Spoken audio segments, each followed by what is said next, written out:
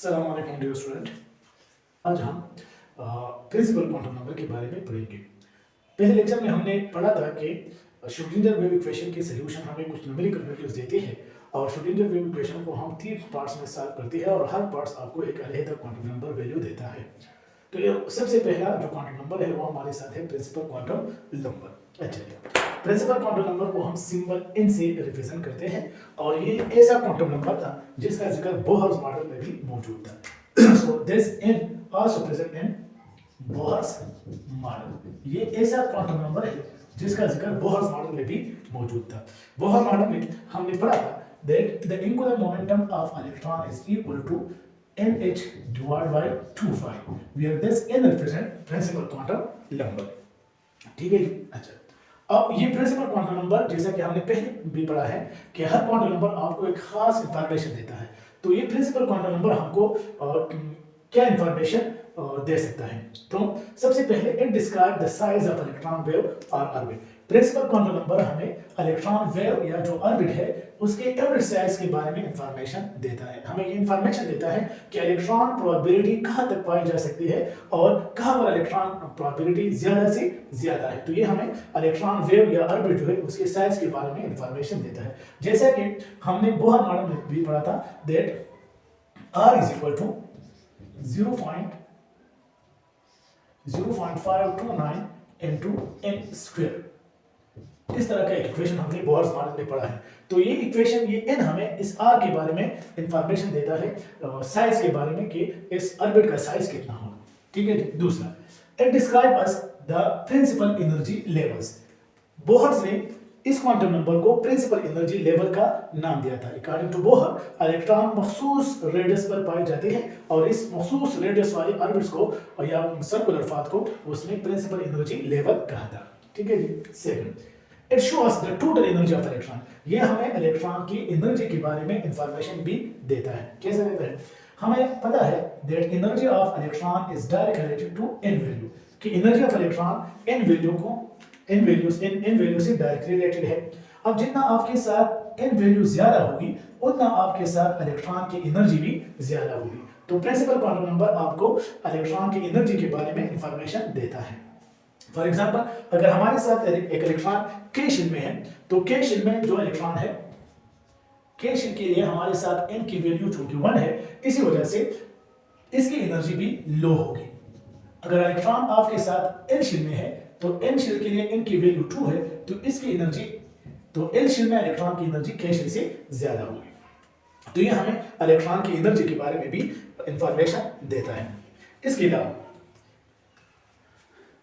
Principal quantum number का value n हमें जो एटॉमिक स्पेक्ट्रा है, एटॉमिक स्पेक्ट्रा में जो मेन लाइंस होती हैं उस मेन लाइंस के बारे में भी इंफॉर्मेशन देता है कि ये लाइंस या ये कौन सी वेवलेंथ पर ये लाइंस ऑब्जर्व हो रहे हैं। तो ये आप n के वैल्यू से ऑब्जर्व कर सकते हैं। फॉर एग्जांपल, हमारे साथ तो मैंने कहा कि प्रिंसिपल क्वांटम नंबर आपको हाइड्रोजन के स्पेक्ट्रा में या मल्टी इलेक्ट्रॉन एटम के स्पेक्ट्रा में जो मेन लाइंस होते हैं वो मेन लाइंस आपको प्रिंसिपल क्वांटम नंबर एक्सप्लेन कर सकता है।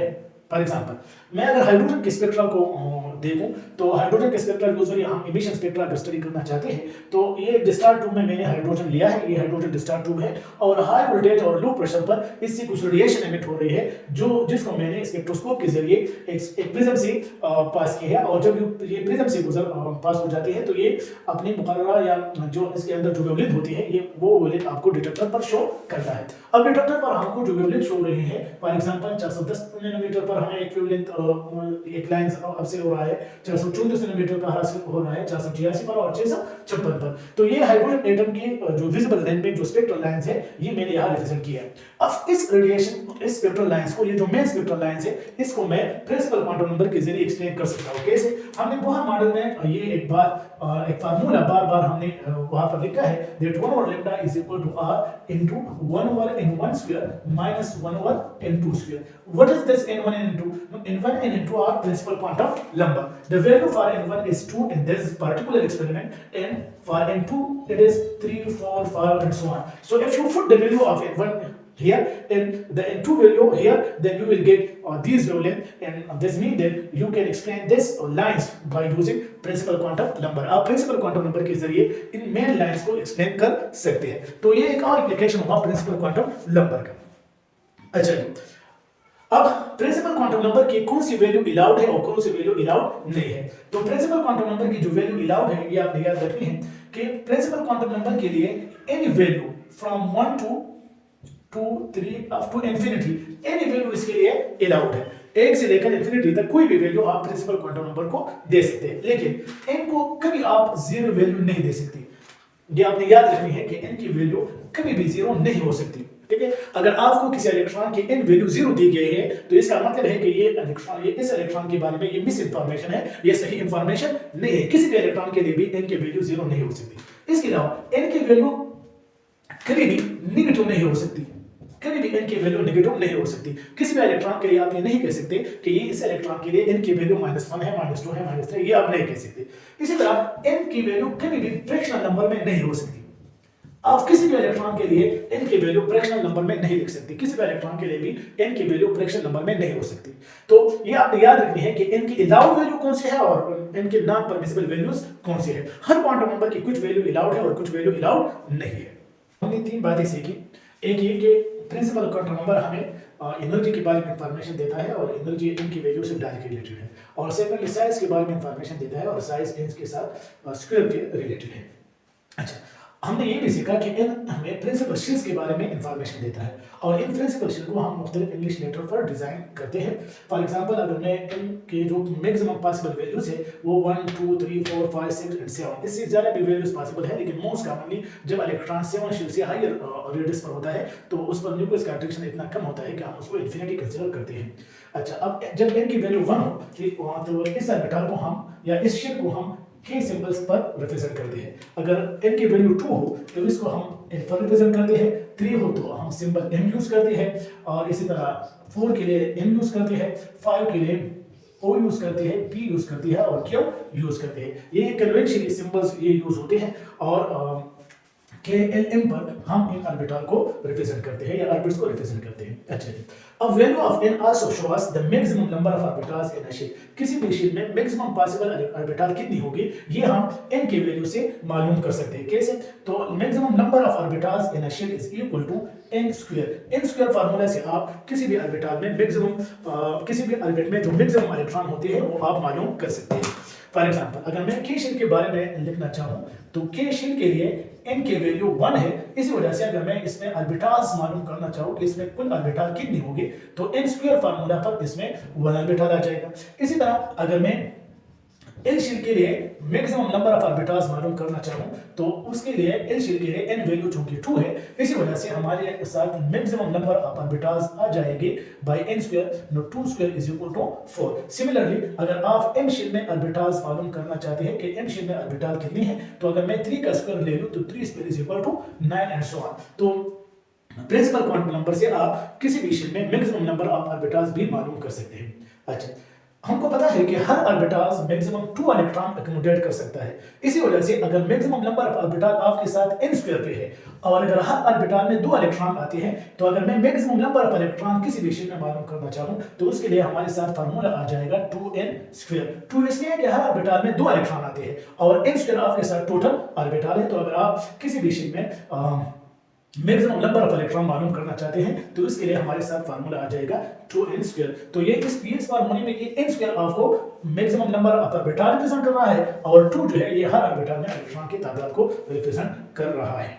अच्छा, फॉर एग्जांपल अगर मैं k शीट में maximum number of electron find करना चाहता हूं तो k शीट के लिए हमारे साथ n की वैल्यू 2 है, n की वैल्यू 1 है। तो अगर मैं मैक्सिमम नंबर ऑफ इलेक्ट्रॉन मालूम करना चाहता हूं तो 2n स्क्वायर फार्मूला पर आ जाएगी 2 multiply by 1 square is equal to 2 electron. Similarly अगर मैं n शीट में मैक्सिमम नंबर ऑफ इलेक्ट्रॉन मालूम करना चाहता हूं तो l शीट के लिए n वैल्यू 2 है, तो इस वजह से अगर मैं मैक्सिमम नंबर ऑफ इलेक्ट्रॉन मालूम करूं 2 स्क्वायर फार्मूला से, तो ये आ जाएगी 2 * 2 स्क्वायर = 8 इलेक्ट्रॉन। इसी तरह अगर मैं n शेल में इलेक्ट्रॉन मालूम करना चाहता हूं, तो उसके लिए n की वैल्यू 3 है, तो इस फार्मूला की मदद से हमारे साथ हो जाएगा 2 * 3 स्क्वायर = 18 इलेक्ट्रॉन। तो अगर इस फार्मूला को मैं आगे दूसरे n और शेल पर अप्लाई करूं, तो हमारे साथ इलेक्ट्रॉन्स की तादाद यूं आ जाएगी कि k शेल में तो हमारे साथ हो गई 2 इलेक्ट्रॉन, n शेल में हमारे साथ हो गए 8 इलेक्ट्रॉन l शेल में, और m शेल में हमारे साथ हो गए 18 इलेक्ट्रॉन। इसी तरह अगर n शेल पर अप्लाई करूं तो वहां पर आ जाएगी 32 इलेक्ट्रॉन। इसी तरह अगर मैं o शेल पर अप्लाई करूं तो वहां पर आ जाएगी 50 इलेक्ट्रॉन, और p पर अप्लाई करूं तो वहां पर आ जाएगी 72 इलेक्ट्रॉन, और q पर अप्लाई करूं तो वहां पर आ जाएगी 98 इलेक्ट्रॉन। तो यहाँ से भी एक बात हमें वाज़ेह हो रही है कि साइज के लिहाज से k शेल का साइज छोटा है l शेल से, l शेल का साइज छोटा है m शेल से, और इसका साइज छोटा है n से, इस तरह इसका साइज छोटा है o से, इसका p से, और q का साइज सबसे बड़ा है। और अगर मैं हर एक में ऑर्बिटल्स को लिहाज से साइज का कंपेयर करूं, तो k शेल का चूंकि n वैल्यू 1 है, तो इस वजह से इसमें सिर्फ एक ऑर्बिटल आ जाएगा। l शेल का चूंकि n वैल्यू 2 है, तो 2 स्क्वायर = 4 ऑर्बिटल्स। इसी तरह यहाँ n वैल्यू 3 है, तो यहाँ पर आ जाएगा 9 ऑर्बिटल्स। यहाँ पर आ जाएगा, इसका n वैल्यू 4 है, 16 ऑर्बिटल। इसका 5 है, तो यहाँ पर आ जाएगा 25 ऑर्बिटल। इसका n वैल्यू 6 है, तो इस यहाँ पर आ जाएगी 32 ऑर्बिटल, और यहाँ पर आ जाएगी 49 ऑर्बिटल्स। तो ये आपके साथ हर एक शेल में ऑर्बिटल्स का तादाद हुआ कि हर एक शेल में ऑर्बिटल्स कितने होंगे। अच्छा, तो ये हमारे साथ प्रिंसिपल क्वांटम नंबर हुआ। अब हम पढ़ेंगे अजीमुथल क्वांटम नंबर को। अजीमुथल क्वांटम नंबर को हम सब्सिडियरी क्वांटम नंबर भी कहते हैं, सेकेंडरी क्वांटम नंबर भी कहते हैं, और orbital angular momentum quantum number भी कहते हैं। अच्छा, इसका सिंबल क्या है? तो अजीमुथल क्वांटम नंबर को हम रिप्रेजेंट करते हैं सिंबल स्मॉल l से। प्रिंसिपल क्वांटम नंबर को हमने n से जाहिर किया था, और इसको हम रिप्रेजेंट करते हैं सिंबल l से। ठीक है जी। अब ये हमें क्या इंफॉर्मेशन देता है? तो it describe the distribution of electron wave या probability density around the nucleus in 3 dimension space. ये हमें 3 डायमेंशन स्पेस में, यानी x y z प्लेन में न्यूक्लियस के अराउंड इलेक्ट्रॉन की डिस्ट्रीब्यूशन हमें जाहिर करता है कि इलेक्ट्रॉन की डिस्ट्रीब्यूशन इस 3 डायमेंशन स्पेस में किस तरह हुई है। خبردار جدا المنتدى داخلي جدا न्यूक्लियस चार पेरा द इलेक्ट्रॉनिक क्लाउड बस तरीके बाने डिस्ट्रीब्यूट शेयर है। ठीक है जी। हालांकि संग मिसाल संग शो मैं फॉर एग्जांपल मैं अगर ये मेरे साथ x एक्सिस है, ये मेरे साथ y एक्सिस है, और यहाँ पर मेरे साथ न्यूक्लियस है, और मैं इलेक्ट्रॉनिक क्लाउड फॉर एग्जांपल एक खास किस्म का इलेक्ट्रॉनिक क्लाउड के शेप में रिप्रेजेंट कर रहा हूँ, और ये इलेक्ट्रॉनिक क्लाउड और न्यूक्लियस के अराउंड इक्वली इसमें इक्वली डिस्ट्रीब्यूटेड है। ऐसा नहीं है कि एक प्लेन में है और दूसरे में नहीं है, तो ये बिल्कुल सिमेट्रिकली डिस्ट्रीब्यूशन इलेक्ट्रॉनिक क्लाउड जो है, इस वाले सबशेल को हम फिर कहते हैं कि ये मेरे साथ सब इस सबशेल या इस किस्म के डिस्ट्रीब्यूशन को मैं इस सबशेल का नाम देता हूं। तो ये बिल्कुल सिमेट्रिक डिस्ट्रीब्यूशन है। अच्छा, मैंने यहाँ एक पॉइंट लिखा है कि each kind of distribution means a separate subshell. तो अगर इलेक्ट्रॉनिक क्लाउड इस तरह से सिमेट्रिकली न्यूक्लियस के अराउंड डिस्ट्रीब्यूट है, तो इसको हम कहेंगे एस सबशेल। लेकिन अगर इस तरह से नहीं है और किसी और तरीके से डिस्ट्रीब्यूट है, तो इसको तो उस डिस्ट्रीब्यूशन को हम फिर एक अलग सबशेल कहेंगे। फॉर एग्जांपल मेरे साथ ये प्लेन मैंने लिखा है, ये एक्स एक्सिस है, ये वाई एक्सिस है, और यहाँ पर इलेक्ट्रॉन डिस्ट्रीब्यूशन फॉर एग्जांपल कुछ इस तरह से है कि इस वाई और वाई प्लेन में मौजूद है, इस तरह से डिस्ट्रीब्यूशन है। तो ये डिस्ट्रीब्यूशन ये बिल्कुल सिमेट्रिकली एक जैसा नहीं है, चार 3 डायमेंशन पे एक तरह ये डिस्ट्रीब्यूट नहीं हुआ है। तो ये डिस्ट्रीब्यूशन जो मैंने यहाँ लिखा था, ये आपको एक अलग सबशेल रिप्रेजेंट कर रहा है, और ये आपको एक अलग सबशेल रिप्रेजेंट कर रहा है। तो अगर इसको मैं सिंपल तरीके से ड्रा करूँ, तो ये मेरे साथ इस तरह का शेप हो जाएगा, और इस इलेक्ट्रॉन डेंसिटी डिस्ट्रीब्यूशन को मैं पी सबशेल का नाम देता हूँ। तो हर किस्म का जो डिस्ट्रीब्यूशन है वो आपको एक सेपरेट सबशेल के बारे में इंफॉर्मेशन देता है। ठीक है जी। ये तो हमारे साथ प्रिंसिपल अजीमुथल क्वांटम नंबर का सबसे अहम पॉइंट हुआ कि ये हमें 3 डायमेंशन स्पेस में जो इलेक्ट्रॉनिक क्लाउड की डिस्ट्रीब्यूशन है, उस इलेक्ट्रॉनिक क्लाउड की डिस्ट्रीब्यूशन हमें जाहिर करता है, और इसको हम हर एक डिस्ट्रीब्यूशन को हम एक अलग सबशेल का नाम देते हैं। तो हम ये भी कह सकते हैं कि अजीमुथल क्वांटम नंबर हमको सबशेल्स शो करता है। प्रिंसिपल क्वांटम नंबर हमें प्रिंसिपल शेल्स या मेन एनर्जी लेवल शो करता है, और ये हमें सब शेल्स जो प्रिंसिपल शेल के अंदर जो सब शेल्स होते हैं वो ये क्वांटम नंबर उस सब शेल्स को जाहिर करता है। अजीमुथल क्वांटम नंबर को हम एंगुलर मोमेंटम क्वांटम नंबर भी कहते हैं, और इसकी वजह ये है कि ये हमें ऑर्बिटल एंगुलर मोमेंटम शो करता है। अगर मैं श्रोडिंगर इक्वेशन को ऑर्बिटल एंगुलर मोमेंटम के लिए सॉल्व करूं, तो मेरे साथ ये इक्वेशन आता है that l² * psi = h² l * l + 1 × psi। अब यहाँ पर ये एल जो है ये हमारे साथ एंगुलर मोमेंटम है और ये स्मॉल एल हम इसको हम अजीमुथल क्वांटम नंबर कहते हैं। तो अगर मैं यहाँ पर एल के लिए इसको सॉल्व करूँ, साइन को साइन से कट करूँ, तो मेरे साथ एल स्क्वायर आ जाएगा H cut square into L plus 1। और अगर मैं इसका अंडर रूट ले लूँ तो मेरे साथ फिर इसका रिलेशन ये भी आ जाएगा, that l is equal to h into L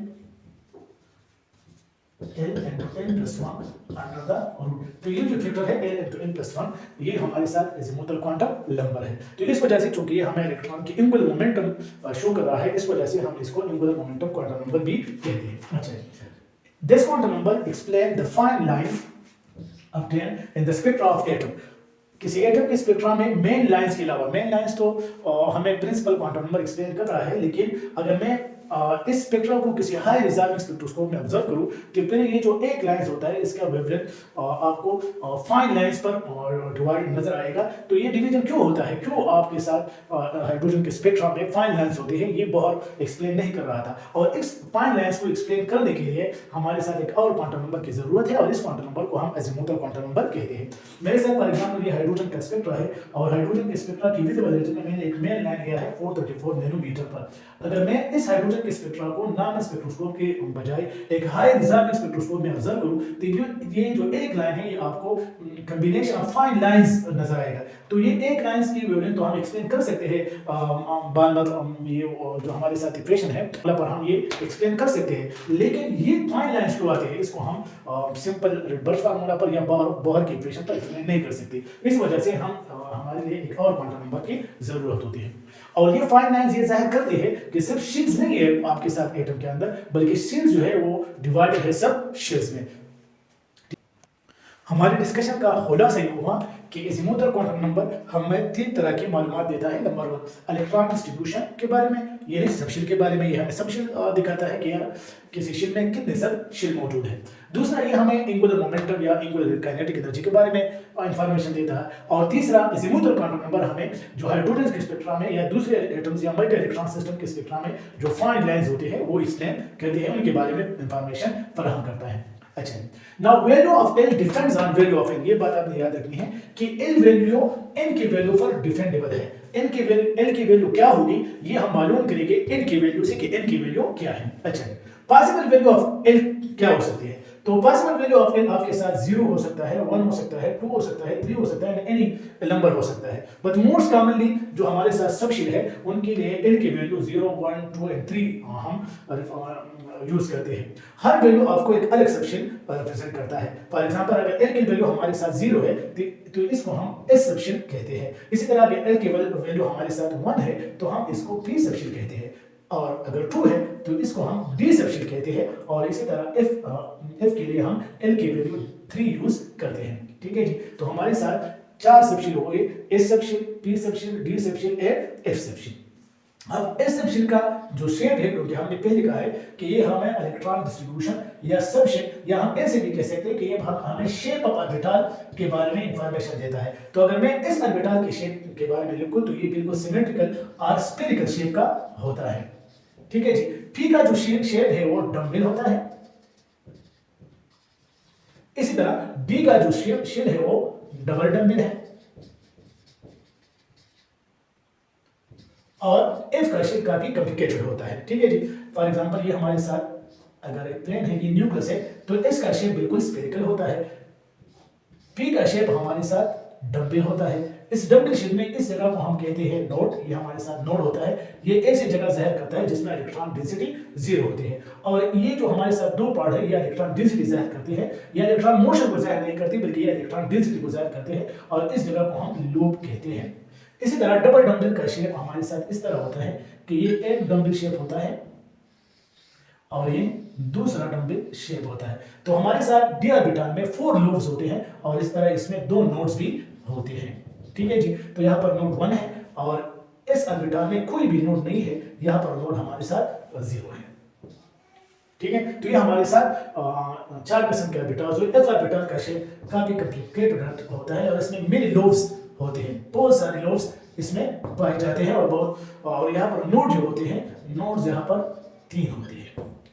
ठीक है जी, एल की वैल्यू जितनी भी होगी, ये एल की वैल्यू आपको उसी ऑर्बिटल में एंगुलर नोड्स जो होते हैं वो एंगुलर मोड्स भी जाहिर करते हैं।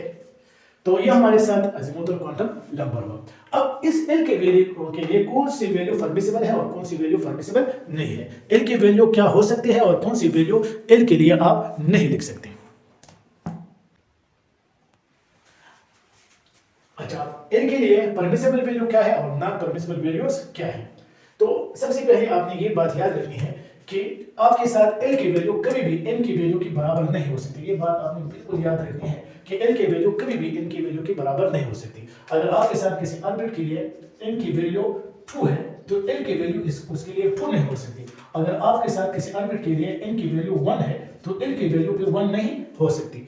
एल की वैल्यू हमेशा हमेशा हमेशा एल की वैल्यू से कम होगी और इसकी वजह यह है कि ये एन आपको सिर्फ और सिर्फ काइनेटिक एनर्जी के बारे में मालूमात देता है और एन आपको टोटल एनर्जी के बारे में मालूमात देता है। तो ये बात बिल्कुल वाज़ेह है कि टोटल एनर्जी कभी भी काइनेटिक एनर्जी के बराबर नहीं हो सकती, क्योंकि अगर ये टोटल एनर्जी काइनेटिक एनर्जी के बराबर हो गई तो फिर तो आपके साथ पोटेंशियल एनर्जी जीरो आ जाएगी और जब पोटेंशियल एनर्जी जीरो आ जाएगी तो इसका मतलब है कि इलेक्ट्रॉन और प्रोटॉन बिल्कुल एक जगह पर मौजूद है, जो कि मुमकिन नहीं है। तो ये बात आपने याद रखनी है कि एल की वैल्यू हमेशा के लिए एन की वैल्यू से कम होगी। अच्छा, एल की वैल्यू आपके साथ नेगेटिव नहीं हो सकती, क्योंकि हमने कहा था कि l value depend on an, तो जब एन की वैल्यू नेगेटिव नहीं हो सकती तो एल की वैल्यू भी नेगेटिव नहीं हो सकती। और इसी तरह एल की वैल्यू आपके साथ फ्रिक्शन में भी नहीं हो सकती। अगर किसी ने आपसे कहा कि एल की वैल्यू मेरे साथ प्लस हाफ है तो ये इंफॉर्मेशन गलत है, ये इलेक्ट्रॉन को सही तरीके से डिफाइन नहीं कर रहा। अच्छा, अब एल की वैल्यू क्या हो सकती है, तो एल की मिनिमम वैल्यू आपके साथ 0 हो सकती है और मैक्सिमम वैल्यू आपके साथ n-1 हो सकती है। यानी एल की वैल्यू हमेशा के लिए n की वैल्यू से 1 कम होगी, तो इस वजह से हम n से 1 माइनस करते हैं, ये l के लिए मैक्सिमम वैल्यू होगी। तो इन दोनों वैल्यू के दरमियान जो भी वैल्यू है ये सारी वैल्यू l के लिए पॉसिबल हैं। फॉर एग्जांपल अगर मैं k शीट के लिए लिखूं तो k शीट के लिए आपके साथ n की वैल्यू 1 है, तो जब n की वैल्यू 1 है तो l की वैल्यू मिनिमम स्टार्ट होगी 0 से और मैक्सिमम वैल्यू होगी 1-1, तो 1-1 भी 0 आ जाएगी। तो आपके साथ k शीट के लिए सब शीट की वैल्यू या l की वैल्यू 0 है और ये जाहिर करता है कि k शीट में आपके साथ सिर्फ और सिर्फ एक सबशीट है, क्योंकि 0 रिप्रेजेंट इस सबशीट, तो इसका मतलब है कि k शीट में आपके साथ सिर्फ एक सबशीट है और वो सबशीट आपके साथ इस सबशीट है और इस सबशीट को हम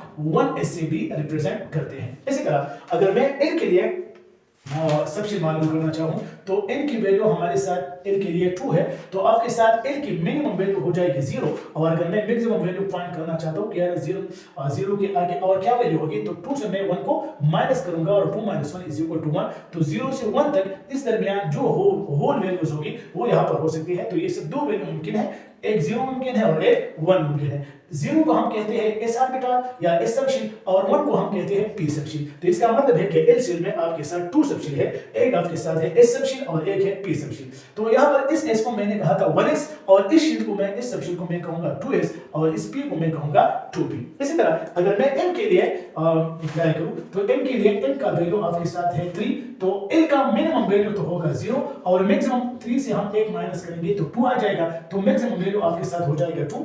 0 और 1 2 के दरमियान 1 भी एक वैल्यू मुमकिन है, तो 0 से 2 तक जितने भी वैल्यू हो तो यहाँ पर 1 मुमकिन है, तो 0 1 2 आपके साथ l की वैल्यू हो गई। अब 0 से हमको पता है कि इससे का मतलब है s सबशीट, 1 का मतलब है p सबशीट और 2 का मतलब है d सबशीट। तो m शीट में आपके साथ 3 किस्म के सबशीट होते हैं s p और d, और अगर इसको मैं सही तरीके से जाहिर करना चाहूं तो इसका n वैल्यू 3 है, तो यहाँ पर मैं n लिखता हूं कि ये s3s होगा, इस p को हम 3p कहेंगे और इस d को हम 3d कहेंगे। इसी तरह अगर मैं n शीट के लिए सेम कांसेप्ट अप्लाई करूं n शीट पर, तो n शीट के लिए आपके साथ n वैल्यू है 4, तो आपके साथ l की वैल्यू आ जाएगी 0 से हम स्टार्ट करेंगे और 4 से 1 माइनस करेंगे तो ये आ जाएगा 3। 0 और 3 के दरमियान हमारे साथ वैल्यू है 1 और 2। तो इसी तरह n शीट में आपके साथ 4 सबशीट है, एक आपके साथ है s सबशीट, एक है p सबशीट, एक है d सबशीट और एक है s सबशीट। इस सबशीट को मैं 4s कहूंगा, इसको 4p कहूंगा, इसको 4d कहूंगा और इसको 4f कहूंगा। इसी तरह अगर मैं m शीट पर ये कांसेप्ट अप्लाई करूं तो m शीट में मेरे साथ n वैल्यू है 5, तो अगर इसके लिए मैं सेम कांसेप्ट अप्लाई करूं तो n की वैल्यू हो जाएगी 0 और 5 से मैं 1 माइनस करूंगा तो ये 4 आ जाएगा। 0 और 4 के दरमियान 1 2 3 ही वैल्यू भी आती है, तो 0 से हमारा मतलब है s, 1 से मतलब है p, 2 से हमारा मतलब है d 3 से मतलब है F और 4 से हमारा G का मतलब निकाल सकते हैं। तो इस यहाँ पर आ जाएगा, इसका n वैल्यू 5 है तो ये 5s हो जाएगा, ये 5e हो जाएगा, ये 5d हो जाएगा, ये 5f हो जाएगा और ये 5g हो जाएगा। लेकिन हमारे साथ ऐसा आइटम नहीं है जिसमें 5g ऑर्बिटल्स हो या g ऑर्बिटल हो, इसलिए हम इसको ओमिट करते हैं। तो हमारे साथ सिंपल सी बात ये हुई कि प्रिंसिपल क्वांटम नंबर हमें शेल के बारे में इंफॉर्मेशन देता है और अजीमुथल क्वांटम नंबर हमें सब शेल के बारे में इंफॉर्मेशन देता है। दूसरा, प्रिंसिपल क्वांटम नंबर हमें साइज ऑफ शेल के बारे में मालूमात देता है और ये अजीमुथल क्वांटम नंबर हमें शेप ऑफ शेल के बारे में या शेप ऑफ ऑर्बिट के बारे में या शेप ऑफ ऑर्बिटल्स, अगर मैं बिल्कुल पर्टिकुलरली कहना चाहता हूं तो ये हमें शेप ऑफ ऑर्बिटल के बारे में मालूमात देता है। अच्छा, अब ये इसका शेप हमने लिखा कि इसका स्फेरिकल है, p का डम्बल है, f का डबल f का कॉम्प्लिकेटेड है, d का डबल डम्बल है। तो इनका ये sp और d और f का मतलब क्या है? तो ये sp d f असल में स्पेक्ट्रोस्कोपिक वर्ड्स है। स्पेक्ट्रोस्कोपी में आप पीक्स को जाहिर करने के लिए कुछ अल्फाज यूज करते हैं। तो ये वो अल्फाज है, s लिया गया है शार्प से, p लिया गया है प्रिंसिपल से, d लिया गया है डिफ्यूज से और f लिया गया है फंडामेंटल से। तो ये स्पेक्ट्रोस्कोपिक वर्ड है, इसका इस शेप के साथ कोई लेना देना नहीं है। इसका शेप हमारे साथ स्फेरिकल है, p का डम्बल है, l का डबल डम्बल है और इसका शेप हमारे साथ स्फेरिकल है, p का डम्बल है, d का डबल डम्बल है और f का शेप काफी कॉम्प्लिकेटेड है। तो ये हमारे साथ हुआ अजीमुथल क्वांटम नंबर।